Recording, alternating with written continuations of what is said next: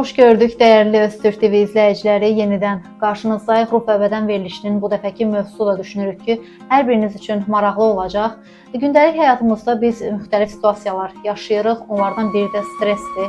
Əsəb, stres demək olar ki, istər düşdüyümüz mühitlərdə olsun, müxtəlif səbəblərdən yaşaya bilirik və bununla bağlı danışacağıq. Təbii ki, qonaq da dəvət etmişik studiyamıza.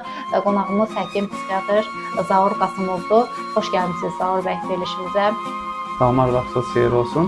Verilişə dəvət etdiyiniz üçün təşəkkür edirəm, minnətdaram. Ümumiyyətlə, gündəlik həyatımızda stres yaşayırıq, müxtəlif səbəblərdən, istər ailədə olsun, istər iş yerlərində olsun və bu əsasən nə vaxt təhlükəli həddə çatır insanın səhhətində, psixologiyasında? Gəlin əvvəlcə baxaq görək stres sözü nədir? Stres insanın xarici qızıqları olan bir cavab reaksiyasıdır. Yəni, özünü müdafiə reaksiyasıdır. Stres bizim həyatımızın bir hissəsidir. Biz hər hansı bir iş görüşməsinə hazırlaşırıq, gedirik və yaxud da imtahana hazırlaşırıq. Bu zaman rahat bir şəkildə hazırlaşırıq.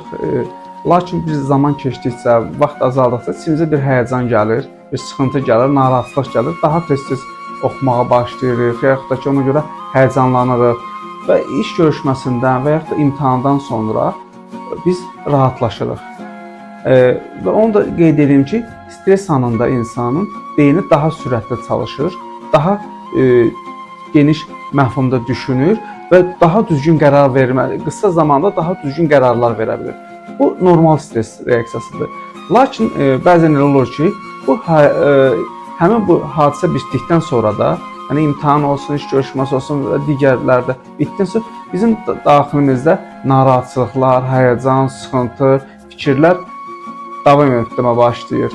Və sadə bir şeylərdən, yəni adi bir nələrisə də biz onu daha çox fəlakətləşdiririk, daha da ağırlaşırıq, daha çox düşüncələrə səbəb olur. Bu narahatçılıqlar tək olan vaxtı, xüsusən axşamlar yuxuya gedəndə daha çoxlaşır. Və insanın gündəlik həyat fəaliyyətinə, yaddaşı olsun, əfəruyyəsi olsun, insanlara münasibəti olsun, bunların hər birinə təsir göstərirlər. Bu halda həkimə getməyə məqsədə uyğundur. Bəli, biz qeyd etdik ki, iş mühitində də insan stres yaşayır, müxtəlif səbəblər gətirdi. İş mühitində də istər rəhbərliklə, istər əməkdaşlar bir-biri ilə. Ümumiyyətlə, bu konfliktə düşməmək üçün, bu situasiyaya düşməmək üçün insanlar nələri bilməlidir, nələri riayət etməlidir? Belə deyək, hər bir insanın uşaqlıqdan müəyyən bir arzuları, istəkləri olur. Məktəbdə daha yaxşı oxuyacam, məktəbi bitirəcəm, ali məktəbə daxil olacam, ali məktəbi bitirəcəm və yaxud da hansı bir peşə məktəbə bitirəcəm, müəyyən bir ixtisasa sahib olacam, bitirəcəm, həmin ixtisasda işləyəcəm. Lakin işə başlayandan sonra, bir müddətdən sonra bu insanlarda biraz bezməklik, narahatlığa getmək istəməmək, həvəssizlik yaranır.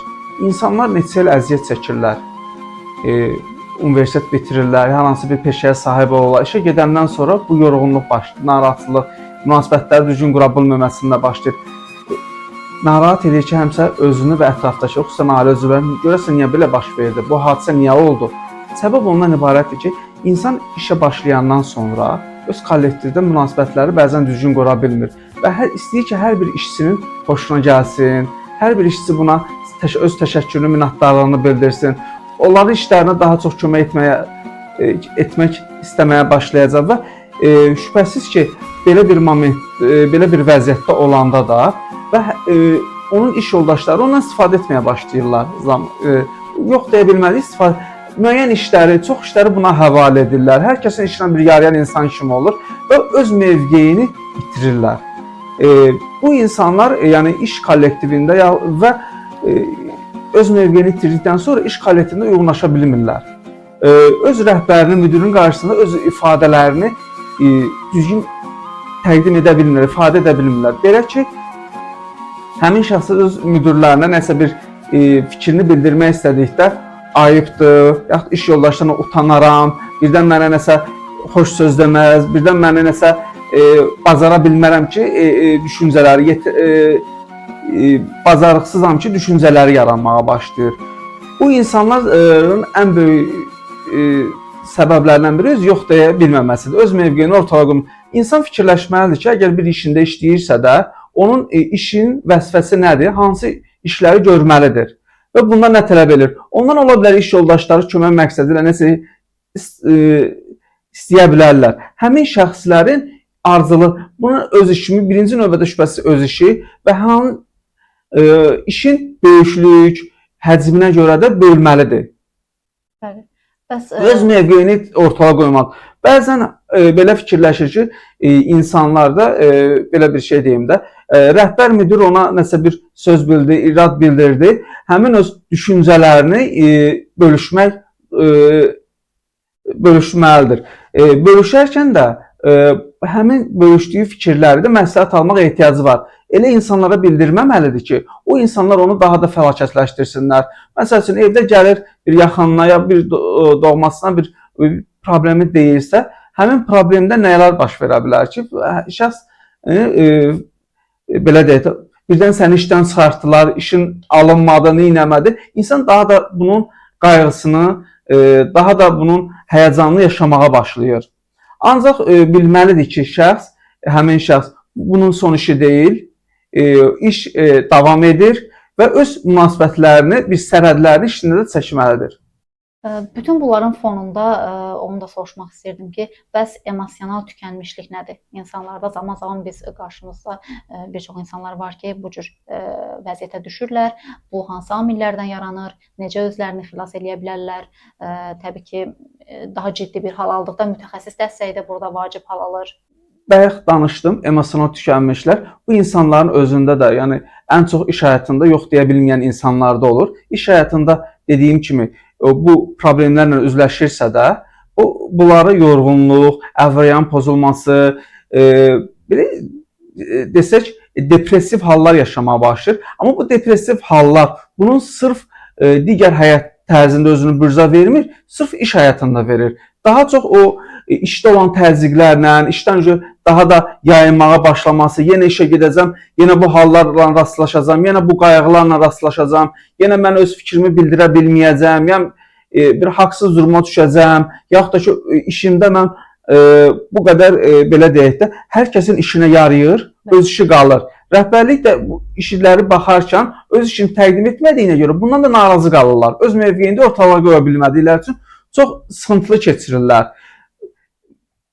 Bunların hamısı belə desək, o tükənmişliyə gətirib çıxardır. Sırf işlə bağlı olan, yəni situasiya ilə bağlı olan tükənmişliklərdir bunlar. Bir maraqlı məqamda var. Biz qeyd etdik, stresin səbəblərindən danışdıq, təsirlərindən danışdıq. Bir də var ki, işdən gətirir, həmin o stresi evə daşıyırıq, evdəkilərə yansıdırıq və yaxud da evdəki problemi işə gedib yansıdırıq. Bu, bir çox insan bunu tarazlaya bilmir, idarə edə bilmir beynində. Yəni əsəbini ya evdəkilərdən çıxardır və yaxud da evdə, istər ev olmasın, başqa bir səbəbdən yaşadığı bir problemi iş mühitində də insanlara yansıda bilir, istər rəhbər, həmkarlara. Onlar hiss edirlər ki, artıq niyə bu vəziyyətə düşüb. Bəs bu məqamda insanlar nə etməlidir, nələr riayət etməlidir? Belədir, insan iş vaxtı bitdikdən sonra öz istirahətini etməlidir. Bu istirahəti öz şəxsinə vaxt ayırmaqla, ailəsi ilə birlikdə keçirməsi, dostlarla birlikdə keçirməsidir. Bu vaxtını ayırmalıdır. Lakin işdəki olan problemləri şübhəsiz ki, işdə qalmaz. Bəzən elə hallar olur ki, hər hansı bir çətinliklə üzləşdikdə, bir narahatçılıqlar olduqda dostlarına yaxud da ailə üzvlərinə paylaşa bilirlər. Lakin insan həmin bu problemləri çalışmalıdır ki, özü seçsin. Və burada birinci nəyə nəzərə almalıdır? Birinci öz maraqlarını nəzərə almalıdır, öz istəyini. Yəni bu problemin özünə buna nə qədər zərər verə bilərdir. Yəni bunun üçün yaxud da ki, buna hansı qaydada həll etməlidir ki, buradan nə qədər bu şəxs özü fayda götürsün. Daha sonra ətrafdakılar üçün nə qədər zərər verə bilər və yaxud da ətrafdakılar nə qədər fayda, bu qaydada davransa fayda ola bilər. Hər bir şəxs öz içərisində qıraqdan bir problemlə üzləşdikdə belə bir şeyləri nəzərə çatmalıdır ki, hansı variantları, hansı qərarları versəm daha faydalı olacaq. Mənə, işimə və ətrafıma daha az zərər verə bilər, daha faydalı olacaq. Bu düşüncələri daim beynində saxlamalıdır.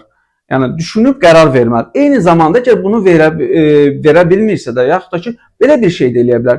öz içərisində bir qəhrəman yetişdirməlidir. Bu qəhrəman bizim peyğəmbərlərimiz də ola bilər, dini inanclı şəxslər üçün bizim imamlarımız da ola bilər, din xadimləri, yaxud da ki, bizim digər qəhrəmanlarımız da ola bilər.